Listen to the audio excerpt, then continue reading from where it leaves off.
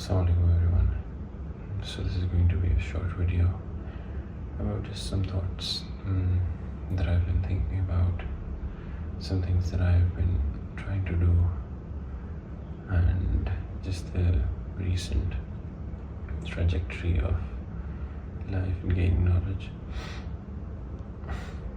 So since some time now I've been trying to leave social media, and that is something that is not that easy in our age because our lives are so dependent upon it. And I don't mean that in a way that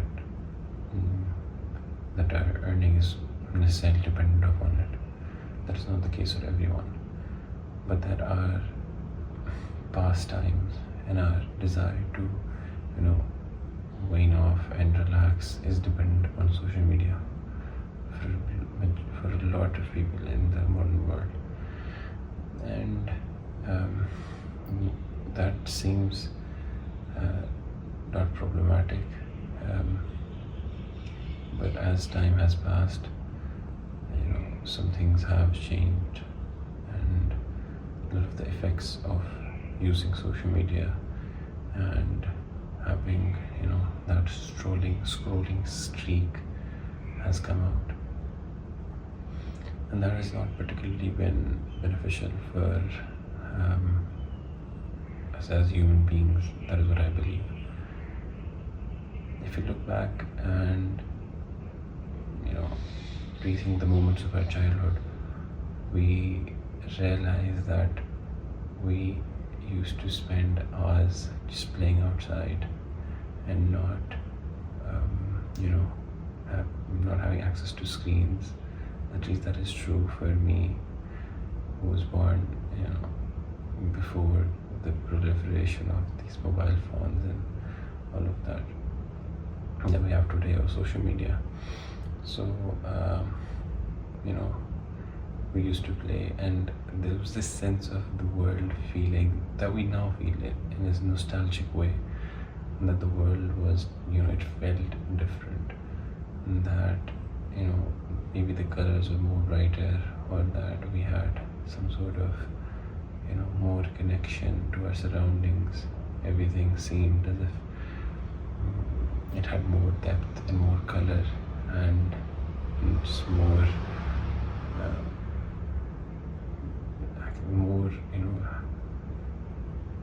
inviting of increasing our feelings towards it, such that we felt a different way. We felt that we had higher emotions or higher perceptions about our surroundings.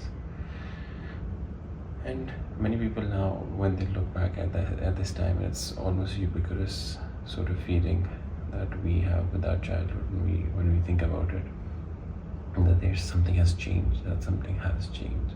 There's obviously a lot of talk about this in popular media, but maybe it's not that something has changed in the outer world, but merely our perception and our interaction with it, whether we're focusing on it as we used to do in our childhood or not. And that is what I believe, that in many ways our perception or our attention and focus of our surroundings has, if not completely been disrupted, they have been marred by divided attention, that we're not able to undividedly focus on our surroundings. We're constantly using our phones, or having to use our phones when we look at something beautiful in nature, for example, or when we are out and about, we're just scrolling or using our mobile phones alongside. Of course, it's not problematic to be using it if there's genuine need, or we are earning through social media, or we have sort of we're dependent on it some way. That is crucial. But we're just for the most part, we're using it as a pastime, and we're not really in tune with our surroundings, and this sort of distorts our perception and interaction and our sense of the world which in turn disrupts our feelings or the emotions that it gives rise to in us.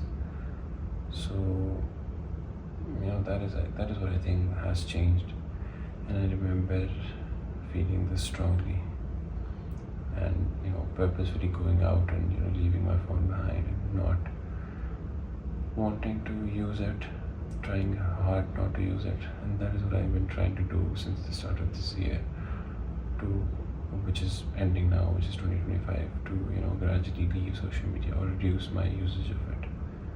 And I've failingly or successfully been able to do that depending on how I define it. But there's been periods when I've kept it completely deactivated, which has been the most successful and effective ways of me keeping away from it, alongside not having any apps on my phone, not even YouTube, which I access through Safari if there's genuine need. But besides that, I don't have any social media on my phone, except for recently Substack.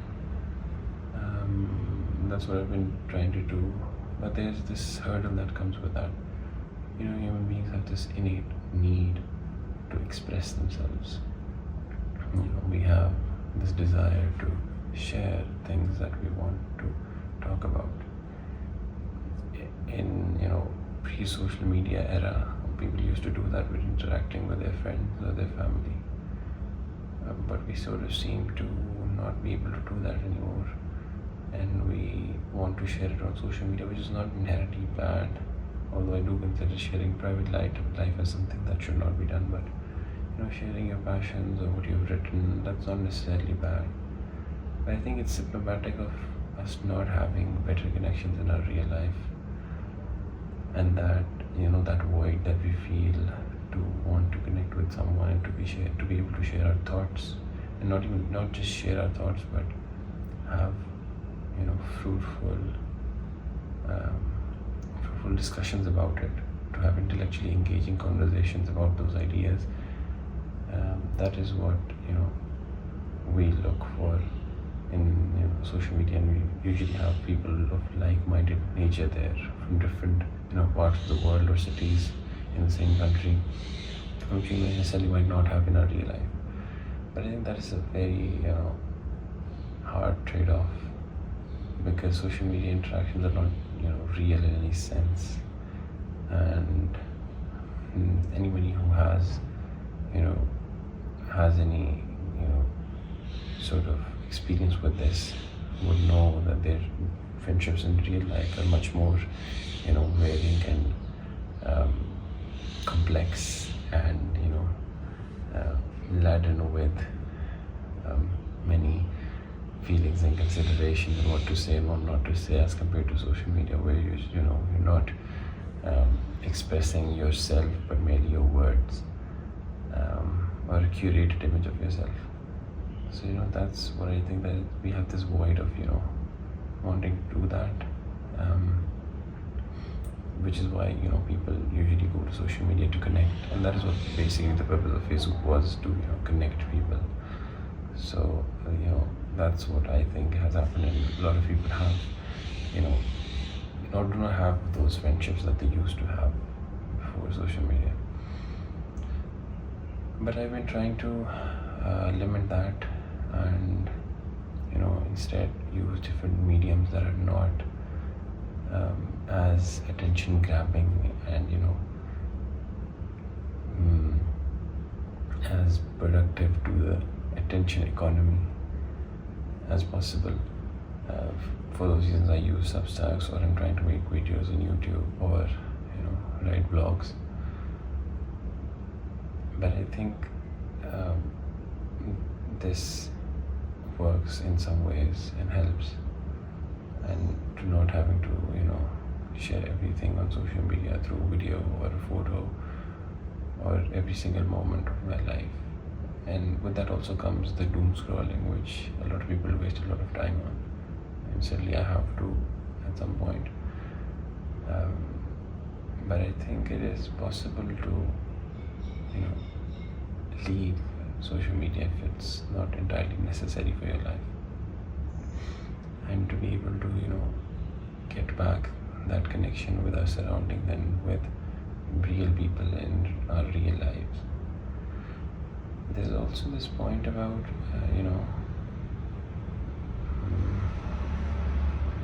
our brains being, changed by social media. There's this book that I read, which I have here, which is The Shallows, How the Internet is changing our brains or affecting our brains, something like that. And he talks about how, using a lot of social media and scrolling reels up and down has affected or changed our brains because of its neuroplasticity. So the brain was considered to be, or thought to be, a fixed thing, that it was not neuroplastic, it was not plastic. What was, fixed was fixed. It could not have changed or transformed in any way. The pathways, the neural pathways, everything was fixed. But that, changed with a lot of developments in science and research and experiments that were conducted. And it was, found out that our brains are highly neuroplastic. And there's obviously factors about it that are fixed. So sort of both. But he says that, when we used to read a lot of books, for example, or we started reading books, starting reading text on paper, about which there is another book by which is Science of Reading Brain, Proust and Squid. I forget the name of the author, but it's a female author. Proust and Squid, The Science of the Reading Brain. I think that is its name. Which talks about how when we started reading words and text on paper, it changed our brains from oratory to written word, changed our brains, and how reading was a complex thing. It needed attention, undivided attention. It needed for us to interpret things because things are not always clear on paper, and we have to parse that information and to make sense of it or to interpret it, and eventually maybe even critique it. So, that needed attention, and, the brain for thousands of years thereafter was, used to reading, or those who could not read, which was many people in the Middle Ages, they still had that, undivided attention of oratory or listening to people. But obviously many people were able to read in our, Islamic society, in our history, because literariness was such a big thing. But when we shifted to social media and video content and all of that, and scrolling reels, our brains have reduced the amount of attention that they can keep up with. So for example, if you're scrolling a reel, and you pass down to the next one and to the next one and to the next one, you're just not letting your brain have that sort of longer attention span, and do not have that memory of wanting to sustain more information of what's past. Because when you're reading, you have to remember what's on the previous page, or what's in the previous chapter, or what is the whole purpose of idea of the book, or what the author is trying to argue for. You have to keep in mind all of these things which are important, so which boost your memory and engages it and activates it. But with using social media and scrolling, for example, you're just not you're telling your brain that the last reel was not important. So you just notice that sometimes when you're scrolling, you don't even remember which the last reel was, or the two reels before that were, because you're not letting your brain or telling it that this is not important to store. And doing that constantly over a short period of time makes your brain lose that ability to be able to store more information, which is why a lot of people complain of having a bad memory now, or not being able to focus when they eventually have to read something, and which is just again exacerbated by the use of AI, where people are just delegating those tasks of writing to AI and ChatGPT and whatever that is, which further weakens the brain, and it just not engages you into intellectually, which we can talk about in another video how I see that. But these and some other considerations made me want to leave social media. And I was also actively building a library in the meanwhile, which you see around me. And I was, into reading, and I am into reading. And I've realized that since I've, started leaving social media intermittently, keeping it deactivated, I've been able to read more and read many pages, several dozens of pages throughout the day, and a lot of them at one time. But there's this need to just leave and just use my phone. There's that need that is obviously fading away now, and I hope it fades away. But that desire to be able to to want to grab my phone, so that's there. And we have this problem of not having complete undivided attention. But I realized that I've been able to read more, and I feel fulfilled with building this library, and to be able to read and to be able to focus on my surroundings and take a walk and not have my phone with me. All of this requires a lot of intentional work, and that is what I've been actively trying to do.